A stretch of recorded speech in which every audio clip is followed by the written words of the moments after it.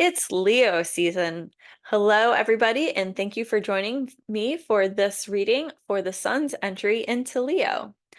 I am so excited to have you here with me. If you are here, this message is for you, and this message is for the collective as we enter into the energy of Leo season. Leo is ruled by the sun and rules over the fifth house of creativity and family life and outer relationships. Leo energy is bright, bold, and adventurous. They can be leaders, but sometimes they can be leaders by being quiet and observing. They're not always there to take charge so much as to direct the energy from behind the scenes. So I have a few oracle cards pulled for us, as well as some tarot cards to kind of look at the overall energy for the month, look at how love, money, work, health, and spirit are showing up for us. So first I have the archetype of the father. And the father energy is not necessarily synonymous with masculine energy, as we've come to learn over these last few years. Gender roles and gender itself is fluid. So you can be female presenting and still fulfill the role of a father or have fatherly duties. The role of the mother is more about nurturing, where the role of the father, at least in my mind, is about protecting and guiding. So, according to the card, the light attributes of the father archetype are the talent for creating and supporting life, a positive guiding light within a tribal unit. The shadow attributes of this are dictatorial control, or an abuse of authority. All right, so we'll wait to see what shows up as the other cards are being read. There is no right or wrong, and also take what resonates and leave the rest. All of this may apply to you, or maybe just small pieces of it will, but trust yourself in knowing what is meant for you and what is not meant for you. This allows you to tap into your own intuition as well. So I also pulled because we had the second full moon in Capricorn yesterday. So this was technically a seasonal full moon because we had the full moon in Capricorn on the first day of Cancer last month. And then we had our second full moon on the last day of Cancer on Sunday before the sun moved into Leo. So it's really interesting energy. Capricorn is kind of fatherly energy. It's that Saturnalia energy of being in control and being in charge. So I really love that this father archetype came up as we just experienced that Capricorn energy. And also Leo is kind of that, has that masculine energy of leadership as well, right? So with the full moons in Capricorn, it was an opportunity to look at the blocks around how we're showing up in life, how we can be present for others, and our ability to manifest abundance. So the themes over this last month, from the first full moon to the second full moon, was really about acknowledging our blocks and then digging deeper to release them on a really deep level.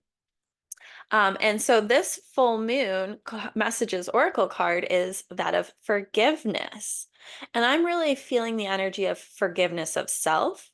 But if we look at in conjunction with the archetype of the father energy, it could be forgiving father wounds from maybe your father or father figures.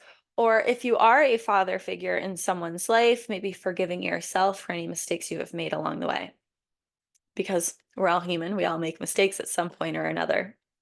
And then I finally pulled a Healing Spirits Oracle card, and it is one spirit guide, one way. There we go.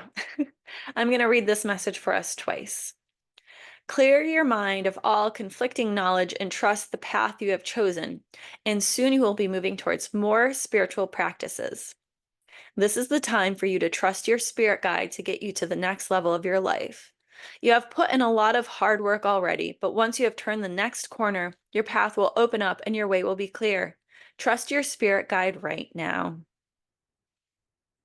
That's really beautiful. And feel free to replace the term spirit guide with God, guardian angel, archangel, ascended master, higher self, universal energy, source energy, or even flying spaghetti monster. Take one deep breath with me, and I'll read this one more time. One spirit guide, one way. Clear your mind of all conflicting knowledge and trust the path that you have chosen, and soon you will be moving towards more spiritual practices. This is the time for you to trust your spirit guide to get you to the next level of your life. You have put in a lot of hard work already, but once you have turned that next corner, your path will open up and your way will be clear. Trust your spirit guide right now.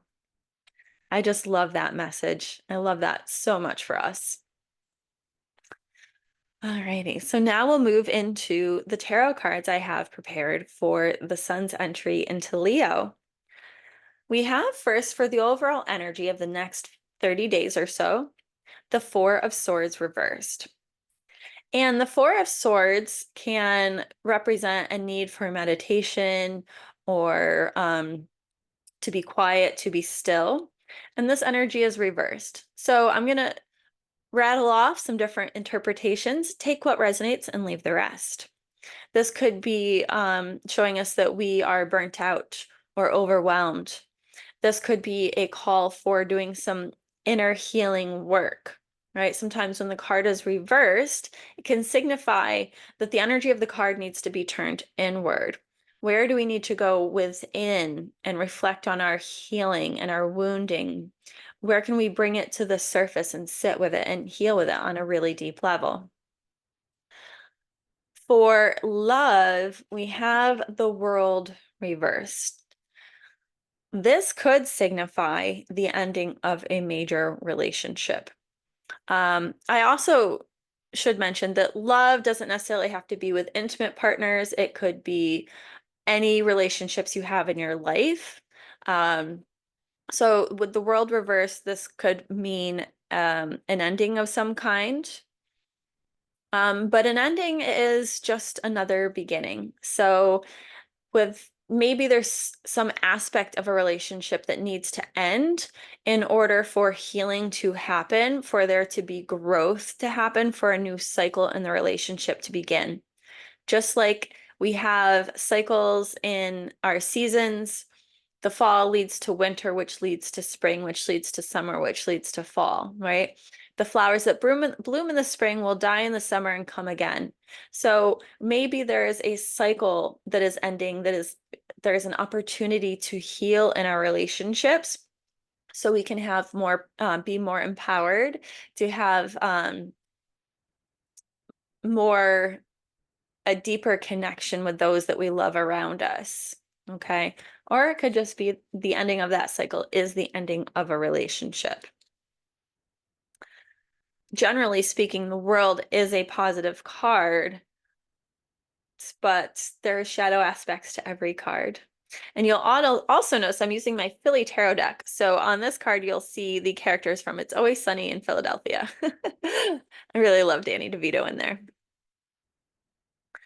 For money, we have the Page of Wands. I feel like this is a really great card for the energy of money. Wands energy is fire energy. It's inspiration, it's manifestation, it's that spark that brings things to life. So we have the Page of Wands showing up for money. The page represents new opportunities, right? As we journey through the tarot, Ace through 10, there's a lesson to be learned, and then we come to the cycle of the page, where we take all the lessons that we've learned and we create something new from that.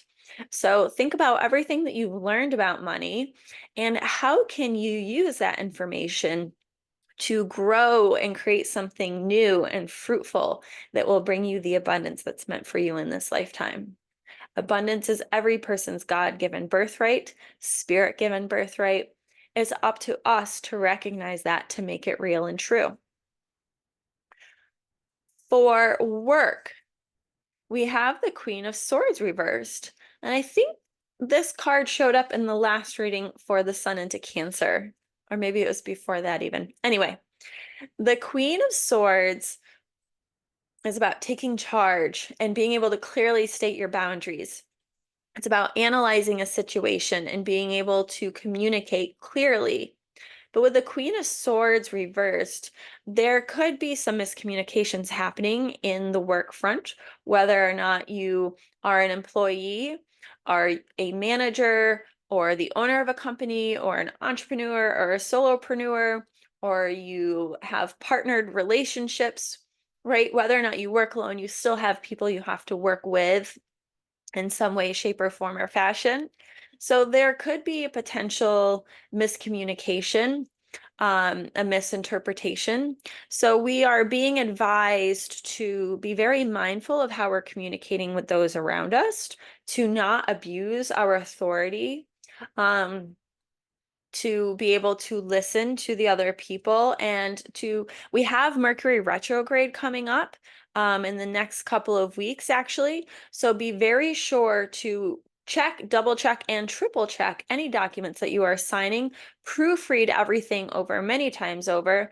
Um, be very conscientious of your correspondence and be very clear and try to speak from a place of diplomacy instead of being emotional, right? But being mindful that other people are emotional and the effect that your words can have on them.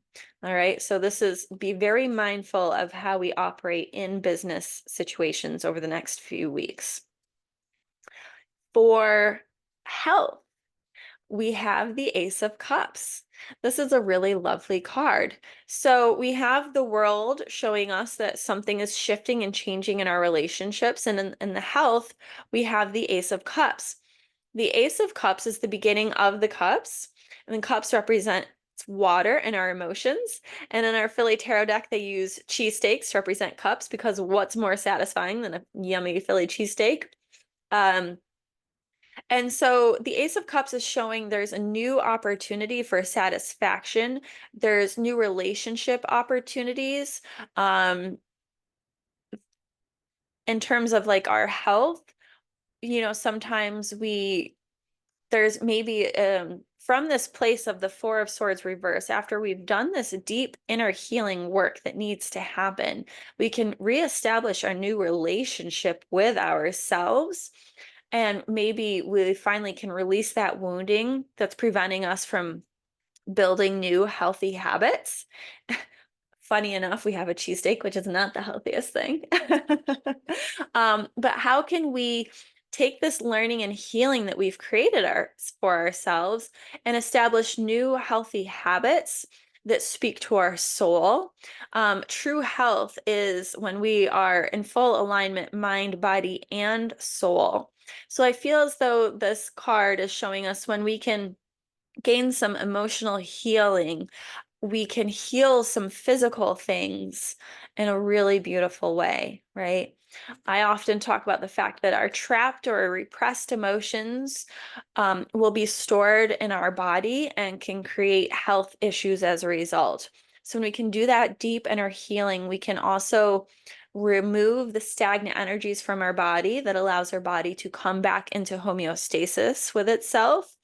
And that allows our self-healing mechanisms to work at their optimal, um, at their optimum, right? So when we can do that inner healing, we can start to see shifts in our physical healing as well, giving us new opportunities to build new healing habits. So that's really beautiful energy. And our final card, and I love this so much, is the Star. The Star is stepping into, and I believe this is Doris Day. Ah, that's who this is. It's Doris Day on this card. All the figures pictured are from Philly originally. And you can see here, there's 7 stars for the 7 chakras, and she's pouring water out of land and back into the water. So the two